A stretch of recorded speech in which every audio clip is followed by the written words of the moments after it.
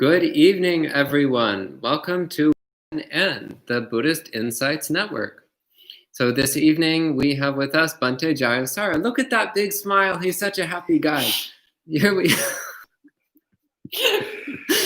So Ayasoma keeps telling me to be less enthusiastic, but I just can't help it. It's just I get so enthusiastic when I see other monks offering these live streams. So there's Bhante Jayasara. He's very happy. So hello to all the friends joining in. Hello, Gita Jnana, Gita Ratnayake. Yes, we have both Gitas. That's wonderful. Welcome, Ron, Grant, AP, Liz, Gabriella, Jessica, Rich, and Kant. Happy to see all of you joining in. And Gabriella says, come on, Bhante Siddhaso, your enthusiasm is contagious. Yeah. Oh, that's very sweet. Well, I hope it fills all of you with enthusiasm for the Dhamma, which is what we're here for. So we'll start by chanting the Ratana Sutta as usual, and the link is at the top of the live chat. And after the chanting, we'll have some guided meditation and a Dhamma talk. And we're dedicating to Gabriela, who's going for the surgery. Yes, so we're dedicating the merit of this chanting to the well-being of Gabriela, who's going in for surgery Tomorrow. Tomorrow? I think so. Soon. And hello, Adriana, as well. So without further ado, we'll go ahead and do the chanting together. So Gabriela says it's tomorrow at 6 a.m. So yes, we will be wishing well for you, Gabriela.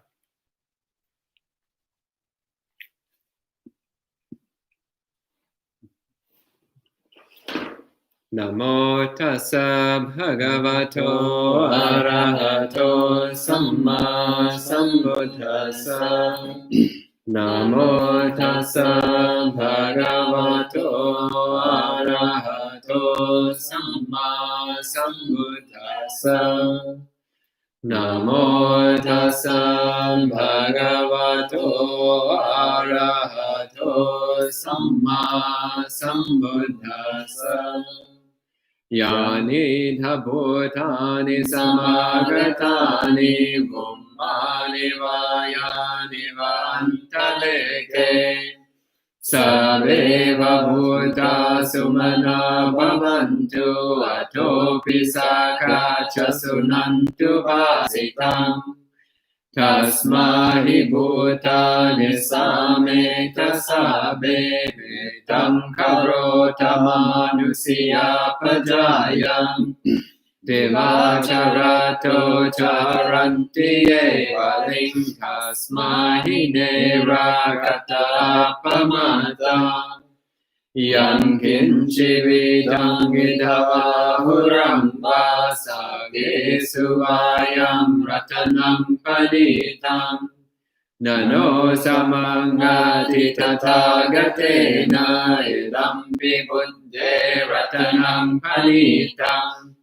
Vedena satchena suvati hotu Kayam viragam amatam panitam Yadanchaga sakyamuni samahito Nadena dhammena samati kinchi Idampi dhamme ratanam panitam Vedena satchena suvati hotu Yam buddha seto parivannai suching samadhimanantarikan yamavu Samadhina thena samona vijjati dampi dhamme ratanam panitam Etena satchena suvati hotu Ye Bungalata Satam Prasata Chadarye Tani Yogani Honti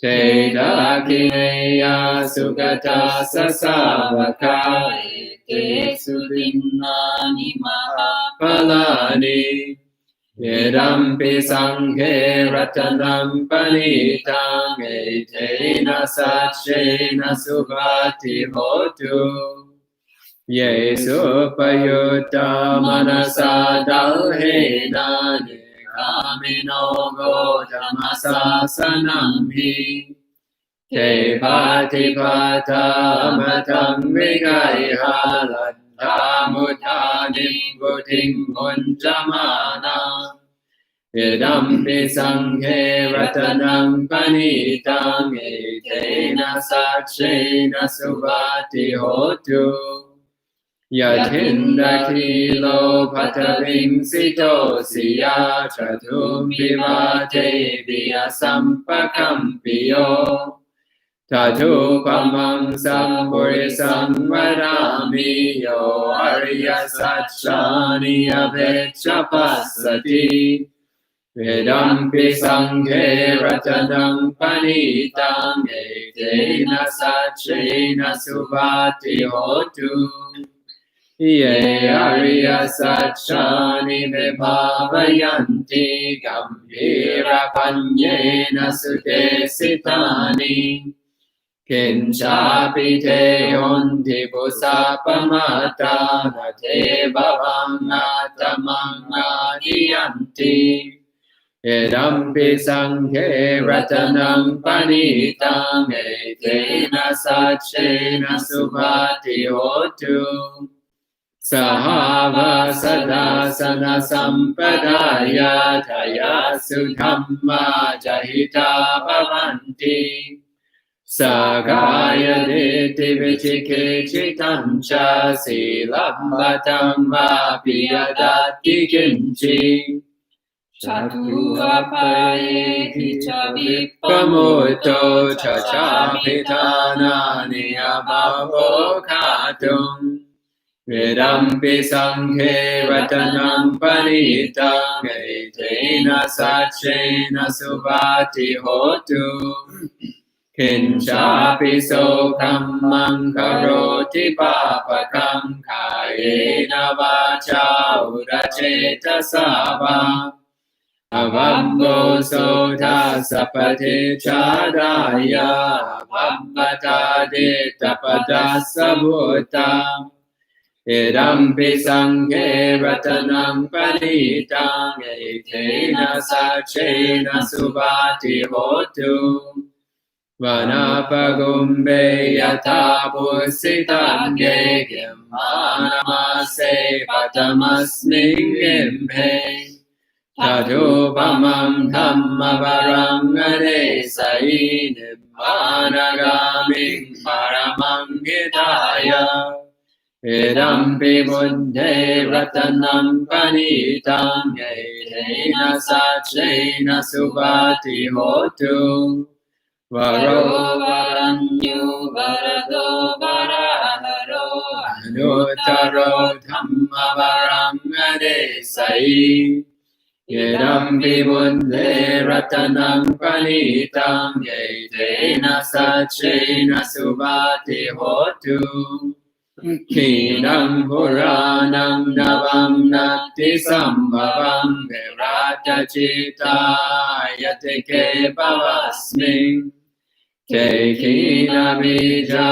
วิรุลิจันดานิมันติธีรายทายังปริโปเวดัมปิสังเฆรัตนังปณิตังเอเทนะสัจเชนะสุปาติโหตุยานิทัพพุทานิสมากตานิบุมมานิวายานิวันทะเลเกตถาคตังเดวมนุสสปุจิตังบุตตังนามัสสามาสุปาติโหตุยานิทัพพุทานิสมากตานิบุมมานิวายานิวันทะเลเกตถาคตังเดวมนุสสปุจิตังธัมมังนามัสสามาสุปาติโหตุยานิทัพพุทานิสมา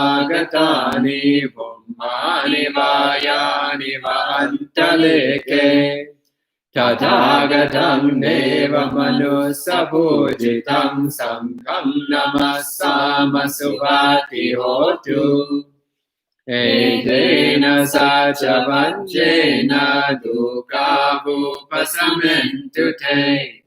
Etena sacha vanjena bhaya vupasamentu te. Etena sacha vanjena roga vupasamentu te.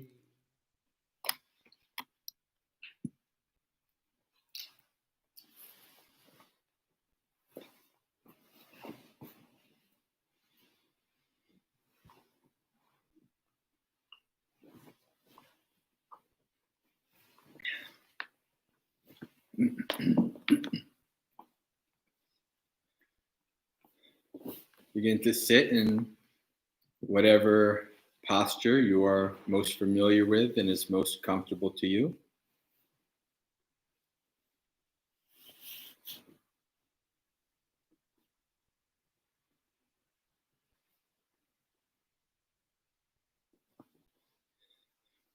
Take a few minutes to scan through your body, starting from the tips of your toes up to the top of your head. It's good to take a few minutes at the beginning of a sit to do this scan, to check that your body is set in a comfortable and stable position. So as you go through each body part, see if you can get in touch with whatever feeling comes from there. For instance, looking at the feet, the feeling of the feet pressing against the floor, the cushion, feeling of your knees pressing against the seat or the cushion, like so. And while you're doing that, see if you can notice any small feelings of discomfort or pain. Now is the time when you see that to adjust your posture. Because a small uncomfortable feeling now can turn into a large uncomfortable feeling later.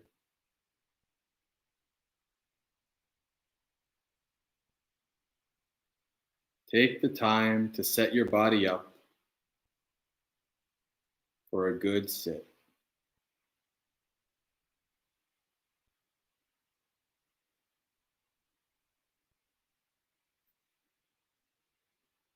If you have trouble getting in tune with a feeling as you're scanning, you can prompt yourself by asking yourself, what do I see? What do I feel?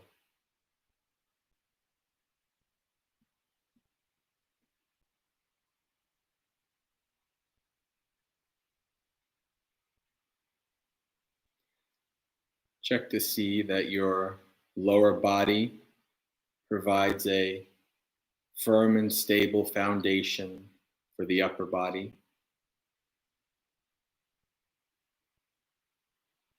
That your upper body is not leaning too far forward or slouching backwards, but resting comfortably with the spine in its neutral position on the lower body. Think of the lower body as like the foundation of a building. The upper body rests on that foundation.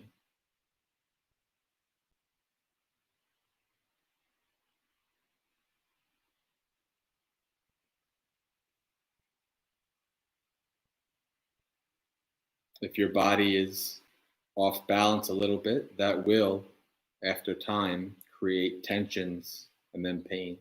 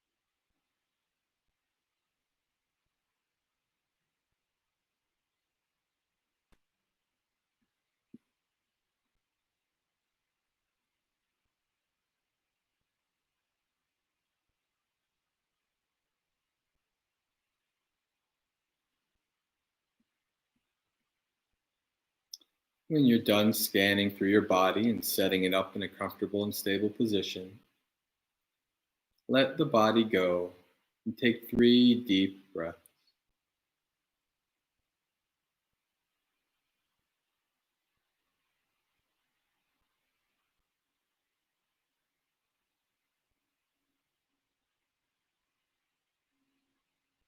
And then let the breath go. From here on in, we do not wish to manipulate or control the breath in any way. This body has been breathing from the moment you were born and will continue to do so until the second you die. It doesn't need you to do its job. Your job now is to simply investigate and observe the breath, as a scientist might observe something through a microscope.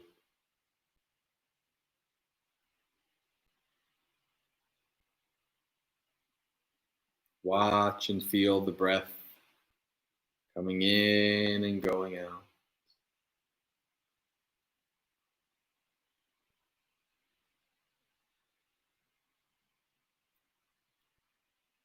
You may feel that most prominently at your nostrils, feeling the air coming in and out. You can place your awareness there. If not, that's okay.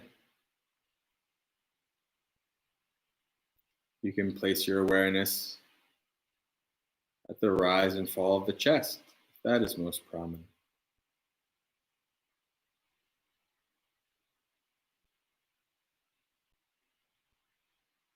Or you can simply abide with the basic awareness that this body is breathing in and breathing out.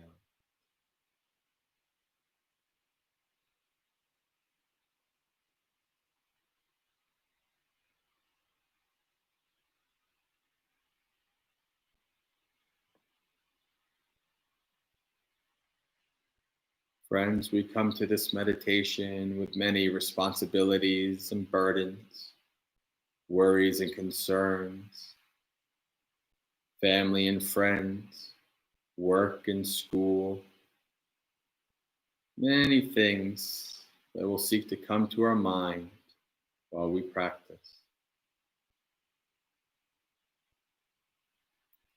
For the time of this meditation, the time of this evening session, we practice laying down our burdens.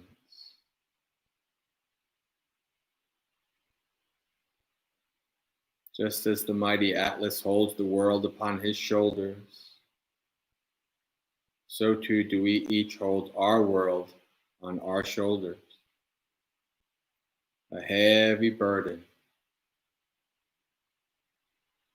Lay that burden down. Practice letting go. There'll be plenty of time to pick it up again later.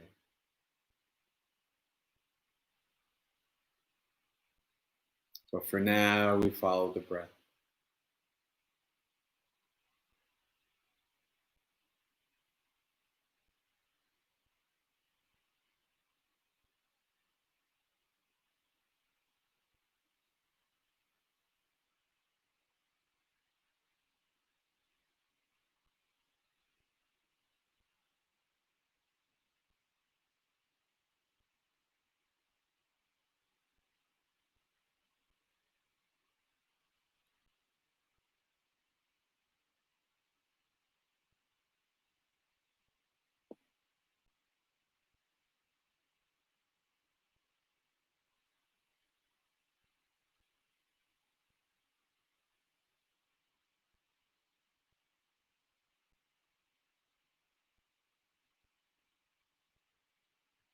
As you're following your breath, you will become distracted.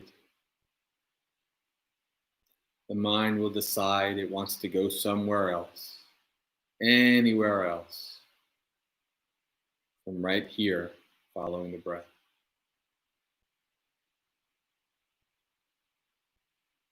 That's normal. You didn't do anything wrong or fail. You are simply observing how the mind works. It is showing you its cravings.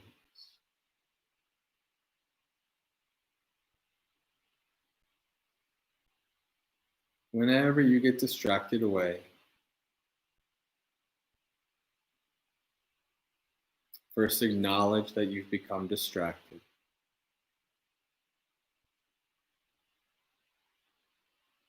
Then practice letting go of whatever is distracting you. And gently return to the breath.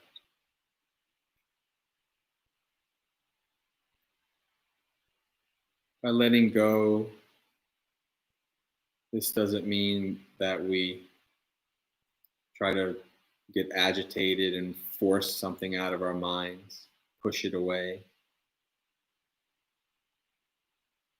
But nor do we want to become attracted by it and get involved in it and perpetuate more thinking about it. We simply wish to not give it any energy. It did not come bidden by you, nor do you need to bother with it. Let it simply arise, go through your mind, and then cease.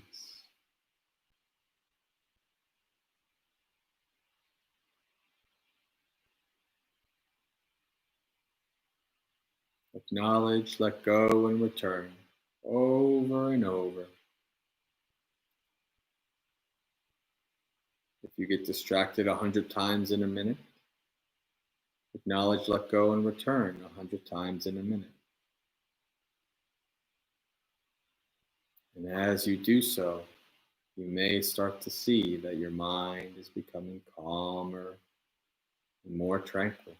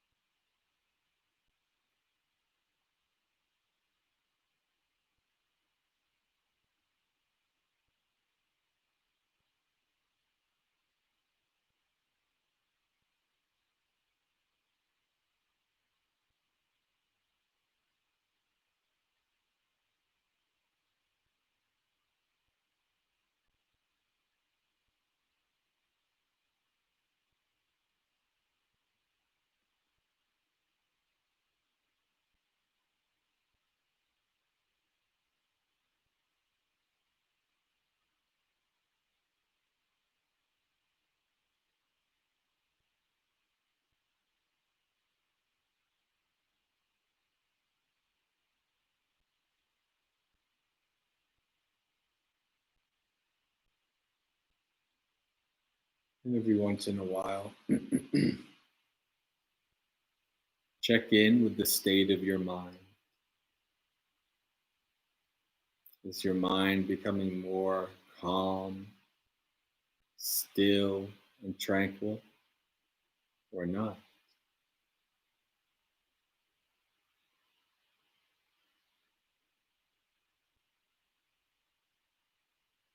If it is, you may be able to see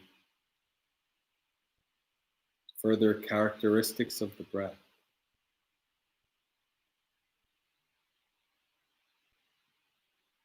Sometimes the breath is long and deep, sometimes short and shallow. Try to begin to see the impermanence, the changing nature of the breath. Investigate its characteristics.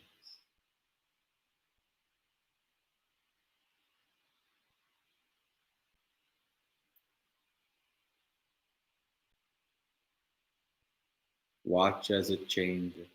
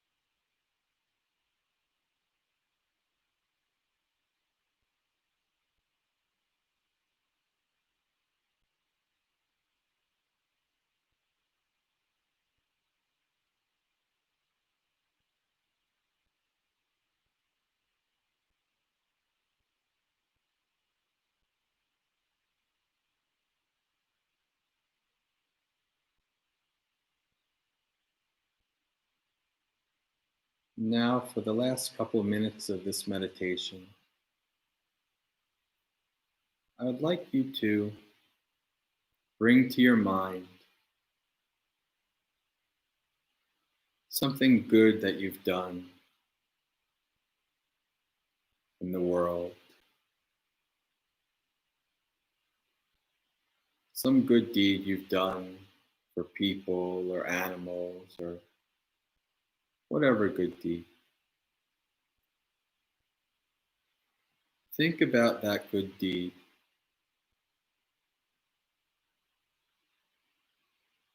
and how it made you feel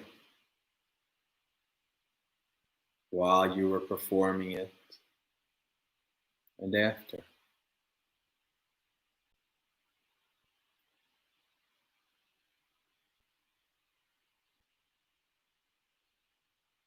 Reflect on the fact that even though we are all faulty and prone to messing up. We also do very good things as well. And oftentimes, we don't remember them. We don't reflect on them. We don't give ourselves enough credit. So take some time to think about and reflect a good deed that you've done, or a couple.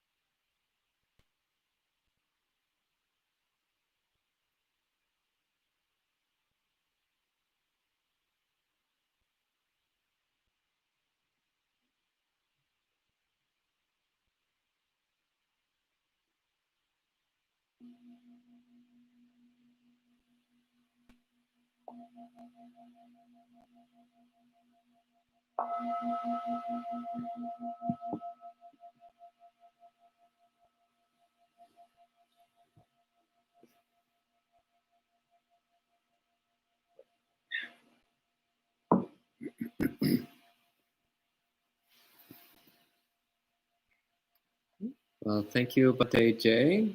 And welcome to a few more friends checking in. I welcome Ethan, Jens, Suzanne, Lilia, Marielle, Melinda, Carol, and Jen.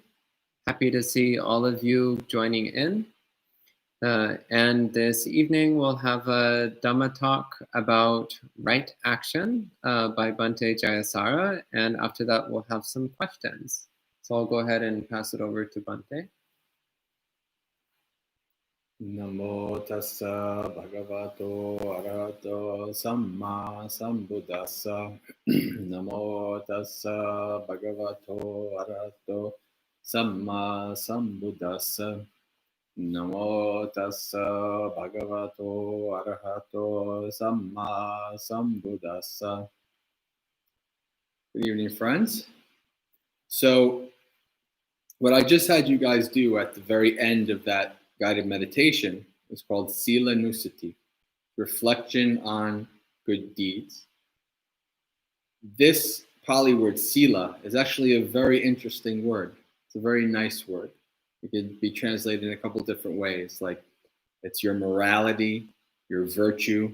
The one I like best is principles, like to be a principled person, right? To live by good principles. And I wanted to share with you something that my preceptor Bhante Ji said years ago during a retreat that I've stolen and used ever since. He said, "What's the difference between a rule and a principle?" He said, "A rule is something that's imposed upon you from an outside source. A principle is something that you take up upon yourself." And when I heard that, I was like, that's right. That's so wonderful and so profound. Because really, the Buddha never tells us, thou shalt not, right? He's not saying, you have to do this, right? The Buddha is saying, do you want to end suffering, right? Do you want to live a more peaceful, skillful life? Then do this, right? And so when we take up Sila as a practice, right? Where as of yesterday, we entered into the Sila Division of the Noble Eightfold Path, right? And when we take up Sila, this is about how we act in the world, right? Right speech, engaging with others, right? Right action, engaging with others. As far as right livelihood, essentially engaging with others, right? So it's all about how we act in the world. And when we decide to take upon virtuous principles, then this is something that is very skillful and very beneficial to all beings. Right? And so essentially, those of you who know the 5 precepts, right? Between yesterday and today, we will cover 4. Right? Yesterday we covered speech, right? One of the precepts is musavada, not telling false speech, right? So under right action, we have 3 others that if you know the 5 precepts, you're very familiar with. Panatipata. Pana means beings. Tipata means to slay, right? So Panatipata Vedamani Sikapadam Samadhyami. If you've taken the precepts before, you know what that means. And this is another point, right? This is how the Buddha says that it is, I undertake the training rule to refrain from slaying beings, from killing beings, right? Think about that. I undertake the training rule, right? The Buddha knows that you're not going to be perfect about it. I mean, obviously, most of us aren't going around killing human beings and things like that. So, we don't have to worry about that kind of stuff, but maybe we kill bugs or we, don't worry about killing animals and all these kind of things, right? So even the littlest bug, even those bugs, spider, all these kind of things. When we take upon this precept, right? When we take upon this right action, we want to do our best to not kill any living beings, right? To avoid killing beings. Okay? So that's panatipata. That's part of right action. And if you've lived by the precepts long enough, you start to realize that at some level it's black and white, but then living by the precepts is not easy. There's lots of hard situations, right? There's lots of catch-22s. Like one of the things that I remember when I first started sharing Dhamma with people, somebody asked, and it connected with me, like I was a child protective service worker, so I actually had to engage with families in this regard. Somebody asked, well, if I have a family and the house is infested with bed bugs or fleas or something like that, well, what do I do? Right? So this is an example. Obviously, everybody knows don't kill human beings. That's easy, right? I mean, obviously not everybody follows that, but still, most people, we understand that this is, what we wanted. We want to avoid killing human beings, right? But going the next step of trying to avoid killing all beings can be quite hard, right? So it's very complicated. And people, I remember I had this one gentleman who would email me and I was about the 4th or 5th monk that he went through, but he would email me 3 times a week, worried about every little thing about every precept. Like he wanted to know if every single possible thing that he encountered in his life, was this against the precept or not, right? And nobody can give you all those answers, right? This is why you have to, as you practice, you develop the ability to understand what is more skillful and what is not skillful, right? So we have to try to do our best. It's a training rule, right? Sometimes it's hard. Sometimes it's a lot easier, but we try to do our best. So that's the first part of right action, trying to avoid slaying all beings. It's funny. I don't think I've ever killed anything larger than a small bug in my life. But I remember I wanted to be like a survivalist. Like I was a big, like, like those survival TV shows and stuff, going out in the woods and training myself to live off the land and all these kind of things. And I remember one time I was in Vermont on a mountain somewhere, and I thought to myself, what would it taste like if I just took an ant and I just ate it? Right? And so I took a live ant and I just put it in my mouth and I ate it. And as silly as it sounds, to this day, I still remember that I killed that ant, right? I intentionally took it up, and it's, I don't lose sleep over it, but I still remember it, right? So imagine doing that with, other beings, with humans or with, larger animals that people really like, right? Sometimes we don't like the scary, ugly ones, but we like the nice, cute ones, right? So this is, something that we try to do our best to engage in the world, right? So the second, adina dana vedamani sikapadang samadhyami. This is to avoid taking what is not given, to avoid stealing, right? And again, this sounds pretty obvious. Most of us aren't doing Grand Theft Auto and robbing banks and, going out to, diamond stores and all that kind of stuff. But what about taking things from work? What about downloading things from the internet? Right? Again, it gets complicated because life is complicated. There's almost nothing simple about life. But this is what we try to do. We try to develop our principles, our morality, right? Our virtue by engaging with this precept in the world. Right? And we're not always going to be perfect. Right? I give an example of my own life. Like, I back in the day, man, I downloaded music and movies. I did all that kind of stuff. Like I had Netflix back in the day when it actually had a CD. I don't even know if they do that anymore. And the CD would come and I would burn it. So I had all kinds of movies, right? And I reached a certain point where I was like, in my Buddhist practice and stuff, I said, I think this is not skillful. I don't feel like this is skillful. I'm going to stop doing this, right? And to this day, there's a couple monastics who have written articles kind of arguing that kind of stuff actually isn't stealing. But I disagree with them. Not on any virtuous, not on any like kind of, principled ground per se, but because I felt that was stealing. So I stopped doing it, right?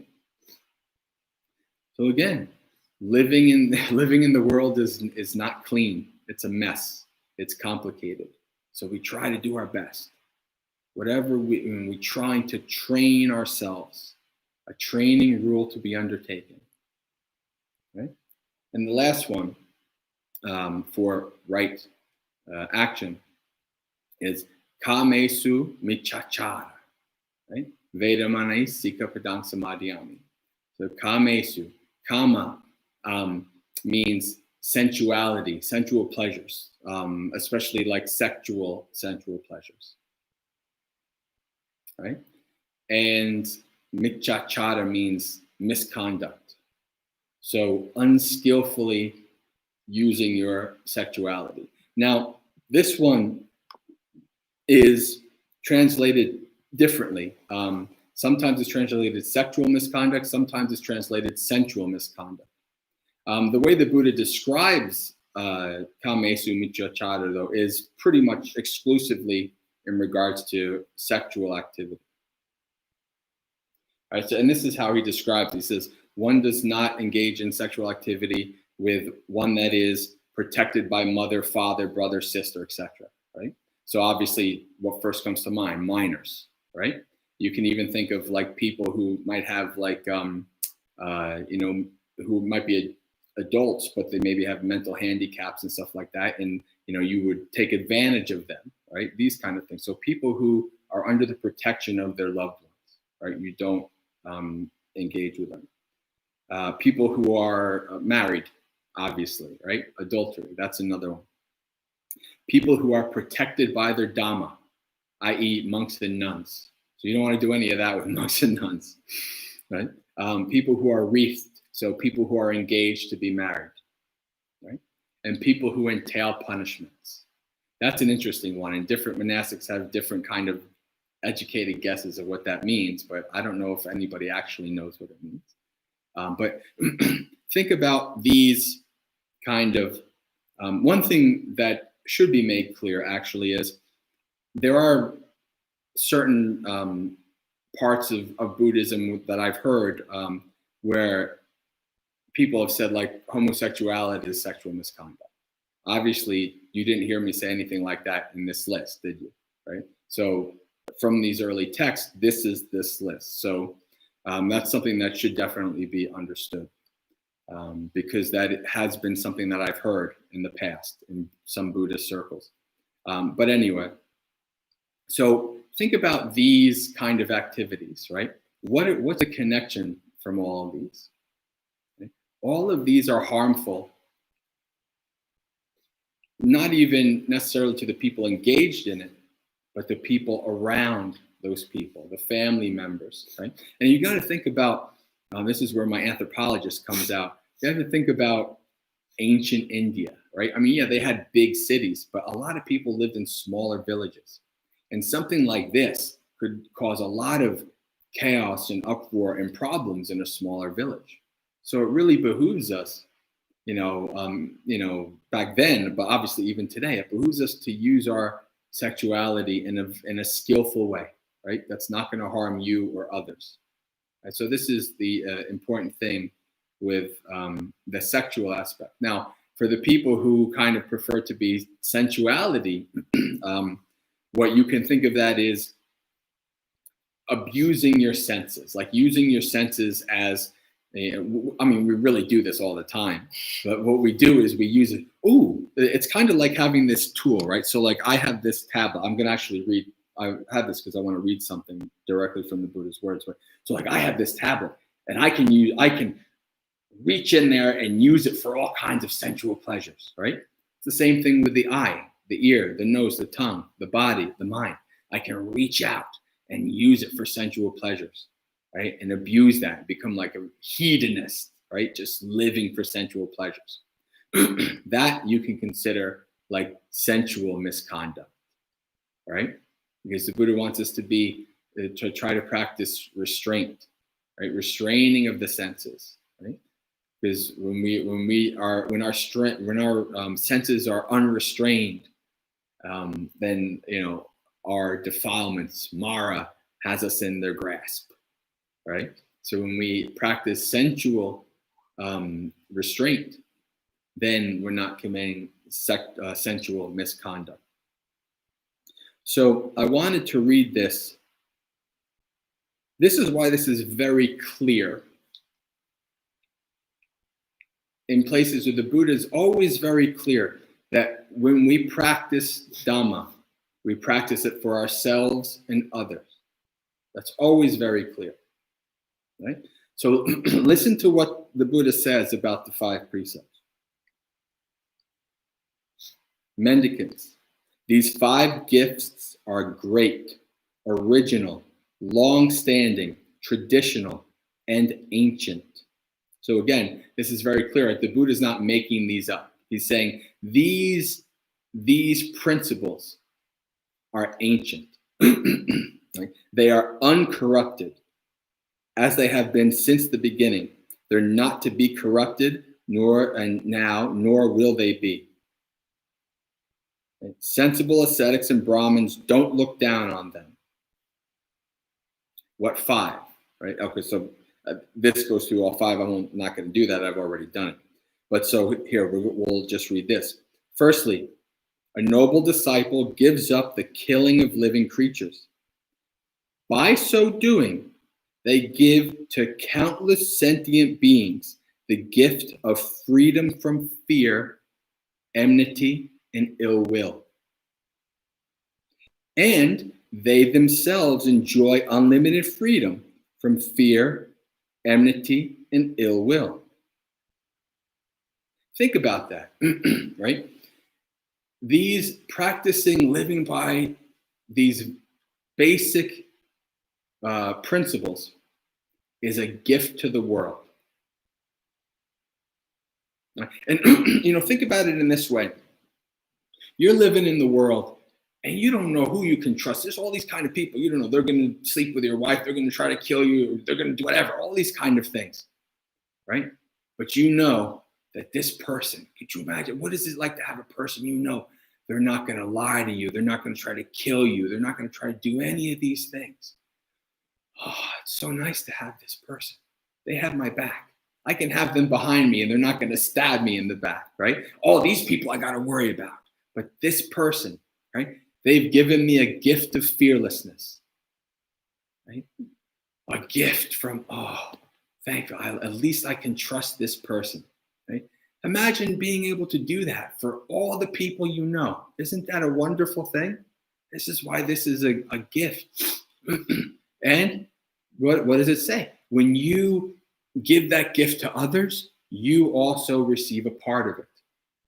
This is why, if you know the 11 benefits of metta, where when one practices metta, they're dear to humans, they're dear to non-humans, right? All these kind of things. Why are they dear? What is metta? What do you think practicing the 5 precepts in the world is? It's metta. Metta and compassion for beings, you yourself included, right? So when you practice the Dhamma and you live skillfully and live virtuously by virtuous principles, of course, people will hold you dear, right? They will want you to be around, right? They will want to, the Buddha says, don't suffer fools. It's better to be alone than to be with foolish people who act unskillfully and who do bad things in the world, right? But if you find somebody like that, somebody who is very skillful and who has your back and who's not going to do these things to you, you hold on to them, doing whatever you can to not let them go, right? Why? Because being around such people encourages others to act the same ways, right? This is why we see in the suttas in the Vinaya, it says, Abante was saying this days ago about how you do not slay beings and you do not approve of slaying beings, right? So you not only do the action, but you also don't approve of it, right? Nor do you encourage others to do so, right? So this is all about following these basic virtuous principles is a gift to the world. It's a gift to yourself as well, because you take part of whatever good, skillful ways you act in the world, right? And if you think about it the other way, right? If you go out there and you act all unskillful and you're killing and lying and stealing and stuff, you're giving a lot of vileness out to the world. What do you think you're going to get back? You're going to get a lot of vileness, right? Your reputation's going to be horrible. People are not going to like you. They're going to want to, drive you out or whatever, right? One person who practices very virtuously and has lots of metta and compassion, they're so wonderful to be around, aren't they? Right? So think about this when you practice your sila, right? This is, one of those things that's unfortunate for a lot of kind of Westerners and people who aren't, who are convert Buddhists. They come to Buddhism, they want to do the meditation, but they're really lacking in practicing sila. They almost don't see what the point is. And the Buddha is very clear of what the point of sila is, right? When you live in such a way, your mind is free of remorse, free of restlessness. Maybe you live in such a way that everybody's so peaceful around you. Nobody's trying to steal from you or kill you, all these kind of things. Your mind it's not going through all of that. So very peaceful, very restful. And then when you sit down to meditate, boom, deep states of concentration, right? So not only does this benefit yourself and others in the world, it benefits your meditation practice as well. So keep that in mind, right? Keep that in mind, how you practice gives so much benefit to yourself and others.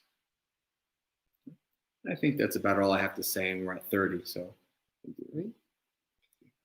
Thank you, Bhante.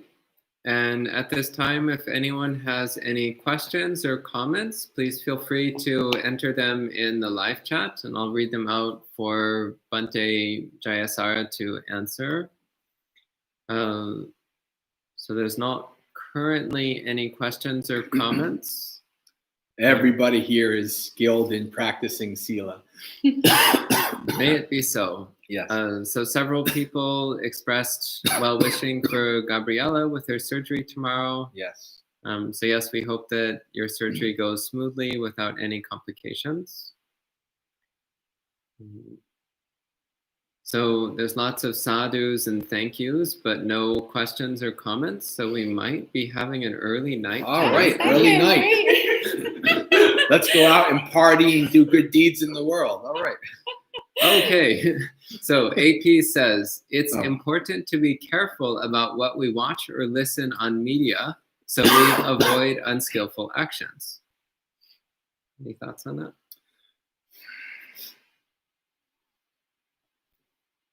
One of the most important things and one of the most hard things when it comes to consuming media is to understand that a couple things. First, to understand that what they're going to tell you is often what sells most, what they know is going to get the most reaction, but also it's always behooves it when we practice meditation, when we're trying to practice the Dhamma, what are we trying to know? We're trying to see things as they are and understand them and understand the full totality of what's going on, right?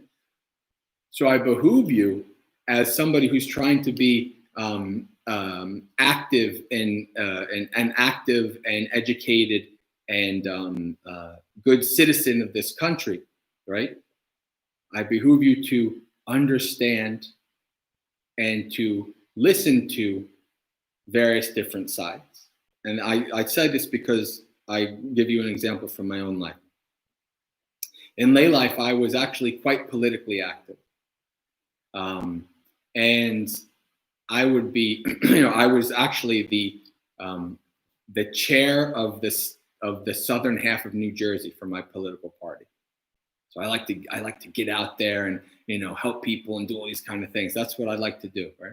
Back then. And you know what I did though? When I watched the news and all these things, I didn't just watch one news, right? Because all the different newses have their own slant, their own bias, right? So I would watch CNN, Fox, MSNBC, right? And there would be one story, but every time, each one you watched, they would focus on a certain aspect and they would ignore a certain aspect, right? So if you watch the full story, you have a fuller understanding of what's actually going on, right? And you understand where people are coming from and their positions and their views. That's very important. And you know why it's also very important? For you. You're less likely to be bamboozled, right? You're less likely to be convinced, right? You say, oh, wait a second, I have done my research, right? I'm an educated citizen. I've done my research. I've examined all these views. And then you take an educated view from that. So to me, that's how you skillfully digest media, right? And towards the end, I also added BBC and Al Jazeera. So I was watching anytime some big event happened, okay, what does CNN say? What does Fox say? What does MSNBC say? What does BBC say, right? All of these different points of view. It's almost kind of like that simile of the blind men and the elephant, right? And they're like, this feels like this and that feels like that, right? They only know the one part. But if you get a fuller view, then you can understand. You get a deeper, more broad view, right? So you should understand that, and also understand that, human nature is to look towards the negative, right? So that's what the news wants to give us, right? I remember early days when I would watch the 30 minutes, right? 30-minute local news, 29 minutes. there was a killing here and a rape here, and this house was on fire, and this one last minute, oh, somebody helped nice puppies. Right, the last minute of the news, somebody help us. So they put you through this emotional turmoil. The world is going to hell and all these things for 29 minutes. In the last minute, they give you one little bit of joy, right? What does that do? What does that make you feel? Like, oh God, the world is horrible. Everybody's horrible. There's no goodness in the world, right? I actually years ago, I started a blog, and it was, what was it called? I forgot what I called it, but the purpose was that I would only post good things that people did, right? Just to be skilled, because it's the same thing with Sila Nusati in our minds. We're always downing ourselves for all the bad things we do. We very rarely think about the good things we do, right? So we have to think, it reminds me of, I'm a big fantasy nerd, Lord of the Rings and stuff like that, right? And there's that one point in Lord of the Rings where it's really at the lowest part, and and Sam says, Frodo's like, why do we keep going on? And Sam says, because there's good in this world, and it's worth fighting for, right? Isn't that so powerful, right? So it's very good to be very informed, concerned citizens, right? But you know what the term is in politics? Useful idiots, right? Because I remember hearing politicians, I was around politicians, and they're useful idiots for our this and that, right? You don't want to be a useful idiot. You want to be an informed citizen, right? Informed citizens make the country a better place, right? Not everybody's going to agree on the same thing, right? So at one level, there has to be some compromise and some talking and coming together and things like that. There's not going to be 100% agreement in anything.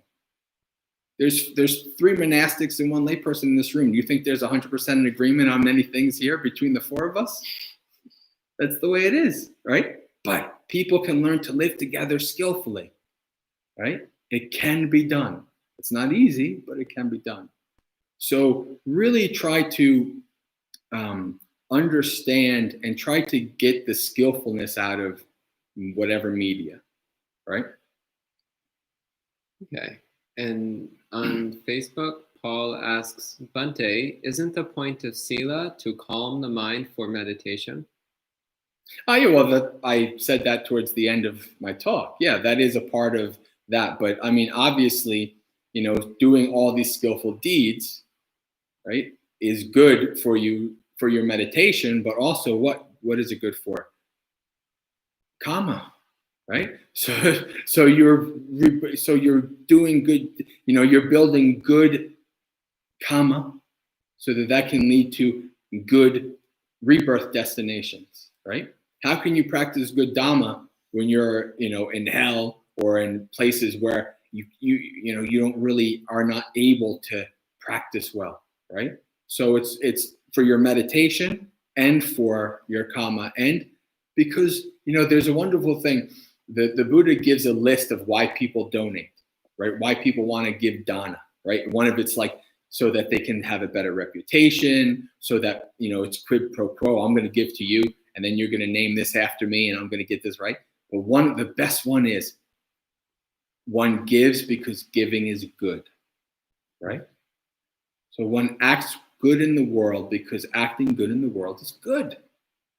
It's helpful, right? When you think about the good things you've done, oh, that's so nice.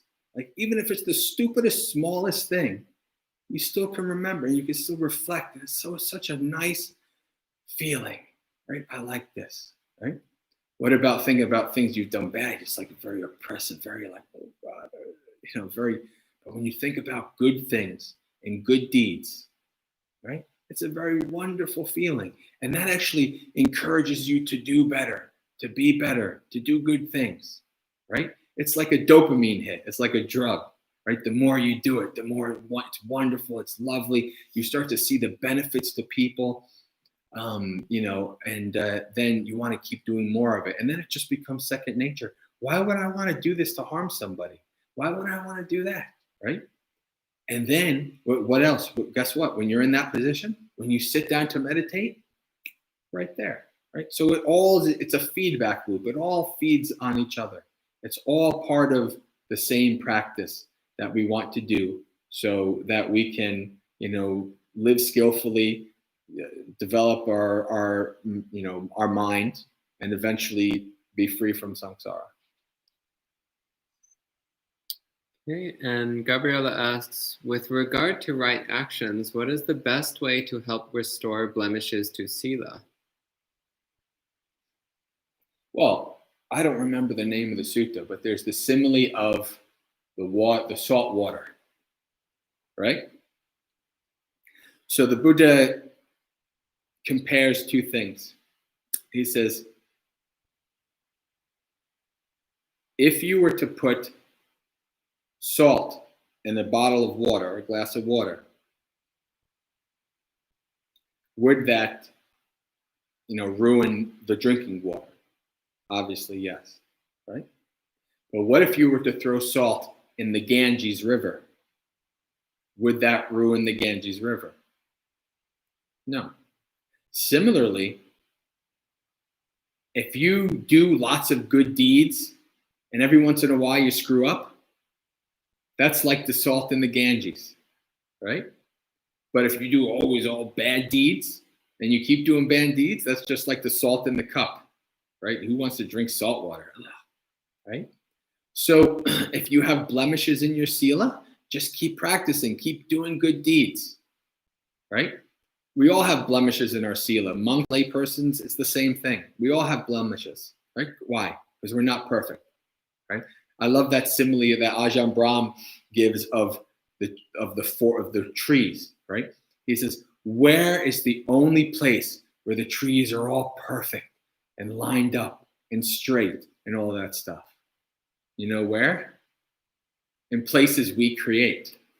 If you go out into nature, they're all crooked and going this way and that way and all kinds of chaos and jumbled up. That's us, right? We're not the perfectly manicured, straightly planted, wonderful looking trees that are essentially what created by humans, right? I don't know if you want to say fake per se, right? But they're not necessarily natural, right? So we're the crooked trees.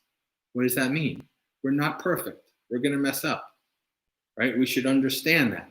And when you understand that, you have more compassion for yourself. Okay, so I have blemishes in my sila. What's a blemish, right? Blemishes, you can have a wonderful, beautiful whatever face, right?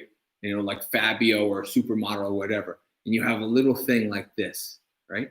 That's a blemish, right? Blemish is not your whole face is not a blemish. Blemish is just one little thing, right? So if you do lots of good deeds and you have a few blemishes, it's okay. Don't hyper focus on those. Just try to keep doing good deeds. Right? Just try to keep doing good deeds. Try to keep acting as skillfully as you can in the world, right? And if you're worried about, you do something bad or whatever, check your intentions, right? Are you honestly, sincerely trying to do good? Are you honestly and sincerely trying to act skillful in the world? And if the answer is returned with a yes, then that's what you need to know, right? You're trying to do good. You're going to mess up. Just keep trying to do good. Just keep doing more and more and more good, right? Keep acting more and more skillfully. Then you won't have to worry about the blemishes because there'll be salt water in the Ganges, okay? Gabriela also asks, when we talk about the effort to guard sila, how do we balance energy so as not to fall into a zealous or rigid mindset? Well, I kind of sort of answered some of that in just the question before. You have to kind of, if you're pushing yourself too hard, in many ways, you're setting yourself up for breaking sila, right? Because you're pushing so hard, right? And then what? You just get exhausted. You get tired. You get grumpy. You yell at people. You do things like that, right? Right? It's about balance. Sona Sutta, right? Finding your balance, finding your theme. Okay? If you're trying too hard, that might not be as unskillful as not trying at all, But still, it can be unskillful. It can be harmful, right? Because you're trying to do something that eventually is going to break. And when it breaks, because you're trying so hard, like this, and you're so attached to, I need to have this perfect Sila, I need to do this, I need to do that. What does that do? It causes you suffering, right? You reflect on that. Reflect on the mind state that wants to be that way, right? How much suffering that's causing me. Why would I want to do that to myself, right? Because remember, we're always thinking about all of us, right? When I do my guided meditation, may all of us find happiness, right? All of us always includes you, right? So Buddha says you don't neglect your own welfare for the sake of another. You do both, right? So you always have to reflect on that. Try to find a balance. And if you have the tendency to overdo things, to go overboard on things, investigate that, reflect that. See what that does to your mind. Right? See how, reflect on the gratification, the danger, and the escape of this, right? Maybe the gratification is, it helps me to stay on track with things, right? But the danger is I go overboard and I cause myself more suffering, right? So reflect on that, right? Sometimes we have to, we see this even in the monastic rules, right? Sometimes you hold on to the rules so hard, right? And, and we hold on to them so hard, and then all of a sudden the dam breaks, right? You have to hold on to them. You have to take them seriously and hold them very important. But on the other hand, there's such thing as too much, right? Where it becomes unskillful, right? So think about that think about that and, that tendency to kind of go overboard on them and reflect on that. Use that as an object of meditation, right? Investigate that and develop insight into that. And then you can have a more skillful, balanced way of thinking about and engaging in the world with the Sila. And the last question that we have here, Gabriela asks, what is the best not verbal deeds you find works best for Sila Nusati practices? Best non-verbal deeds? I don't quite understand the question. Well, I'm trying to think of it's like verbalizing in the mind or verbalizing. Yeah, I don't know. Gabby, can you clarify maybe? I mean, you could do something visually. You can visualize the smile on the face of somebody who you did something good for, that kind of stuff, right? She says, avoiding good things that we say. I think she means like other than good things we say, like other things we can recall to do Sila Nusati practice. Oh, well, I mean, anything that we've done, like, if we've, it's something silly, especially these days, because people don't seem to pay attention to it or care about it. But just as simple as opening the door for somebody. That's a nice deed, right? That's a very good deed. You reflect on that. You can, reflect on something that simple that you did, right? Even maybe saying hello to somebody. Like I can remember this person, I don't remember who they were, but I remember I'm so grateful to this person. This is 20 some odd years ago. I'm working in, at a convenience store, and I hated being on the register. I liked being back in the deli, but I hated being on the register because people, it was always like everybody was so fast. They were coming in, they wanted to get their cigarettes in their this and that and go, right? And so I just felt like a robot. Okay, 10.95. Okay, 27. And in my mind, I'm going through a lot in my life at the time. Lots of stuff is going on. And I'm just like, my mind is so negative. And I'm like, oh, these freaking people, you want what cigarette and all these kind of things. And right. And the next person comes up and they look at my name tag and they say, hi, Joe, how you doing today? And I came out of it like, whoa, I'm a human, right? I exist. I'm a human being. It's amazing, right? And I had like a 10-second conversation with them as I was registering them up, right? This is years before I was a Buddhist, years before I was a meditator. But to this day, I remember this because this person with that just kind deed of recognizing me, calling me by my name and recognizing me as a human being, took me out of my hell, the hell realm that was my mind. And for just a couple minutes, a couple seconds, 20, 30 seconds, brought me into this wonderful, peaceful realm. And as soon as he was gone, give me my coffee and my cigarettes. And my mind goes back again. I'm like, okay, I'm a robot again, right? Is that a hard deed? No, it's a small, silly little thing. But how powerful that was to me at that time, right? And so ever since that happened, every time I go up to a register, hey, how you doing, John? How you doing, Angie? How you doing, whatever, right? Just to talk to them, just, because listen, I've been there. I know that. And I hope I never have to go there again, right? Because that's not easy. Dealing with the public and dealing with that, become so dehumanized, right? Just such a simple little thing, right? People can remember that. I don't remember who that person was. To be honest, I don't remember if it was a man or a woman. I don't remember. It's well over 20 years ago now. But that person impacted my life. That 20 years ago, I'm a monk talking about this, right? That's small deed, right? And there's things like that I've done that I remember. Because, I'm so happy that I did that. So it's all of our, speech, my thoughts, words, and deeds, right? All of these different ways we can do such good things and we can reflect on that. Or even our thoughts, right? We can reflect, somebody was angry and they came up to me, but then I thought, may they be well, happy, and peaceful. That's Sila. That's a good deed. Right? They might not ever know it, but guess what you did, right? You broke a cycle, right? You didn't react back with hatred and aversion and annoyance and unskillful.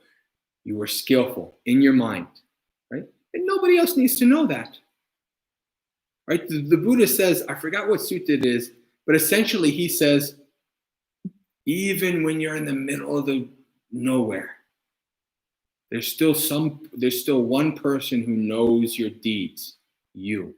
The one who performs the deeds knows the deed, right? So even in the middle of nowhere, even in your mind, you can do something good, wishing some good for somebody, right? When we wish, well for Gabby, and we wish, we hope that she, has a successful surgery and all these things. What's that? That's Sila. That's good. Gabby doesn't even have to know.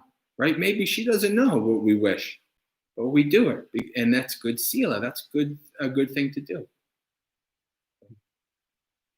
Yep. So one last question. She says, verbal actions are often very vacuous like foam, but physical actions help a lot with recalling goodness of a person. So how do we recall actions when most of the time our body is on autopilot? Well, you can do what we did today. You can start some meditation, right? So you can become you're following your breath, or you're doing some kind of satipatthana practice where you're engaging in your body, right? And that's bringing you to, your mind and your body, and then you can reflect. You can say, now is the time for Sila Nusati. Now I want to reflect, and maybe nothing instantly comes up to your mind, but you can just leave your mind there. You prompt your mind, what good deeds have I done in the past week? What good deeds have I done in the past month, right? And see what comes up, right? You don't even have to try, what good deeds did I do? What good deeds? I can't think of any good deeds. Just let your mind bring you that good deed, right? Just prompt it. What good deeds have I done in the past week, right? So you can do it in that way. And that's the last of the questions. So I think we can go ahead and end at this point. All right, my friends. Go forth for the good of the many folk. with living in Sila, with virtuous principles in the world. Okay, and once again, best of luck, Gabriela. I hope all goes well and your health recovers completely and you come out better than before. Good night, friends, and sadhu, sadhu, sadhu. Sadhu.